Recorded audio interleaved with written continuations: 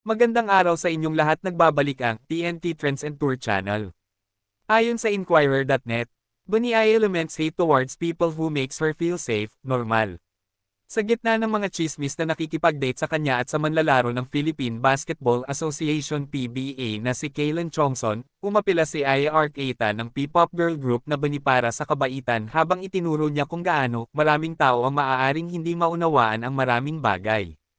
Si Aya ay romantikong nalink kay Chongson matapos siyang mamataan na nanunood ng mga kamakailang laro ng Rain or Shine, ang PBA team ng huli. Ibinunyag ni Chongson na dumalo rin daw sa isang Bunny concert sa isang panayam sa One Sports na nagkakilala sila ni Aya sa pamamagitan ng magkakaibigan. Inilarawan niya siya bilang isang mahusay na tao ngunit pinili na huwag magsalita tungkol sa kanyang personal na buhay kaysa doon. Si Aya, sa isang mahabang post na ibinahagi sa pamamagitan ng kanyang X-page noong Huwebes ika-6 ng Marso, ay nakipag-usap sa publiko at sinabing alam niya kung ano ang nangyayari kamakailan. Nakakatuwang makita kung paano ito naging malaking bagay para sa ilan, kasama ang maraming mga teorya na nagpapalipat-lipat tungkol dito.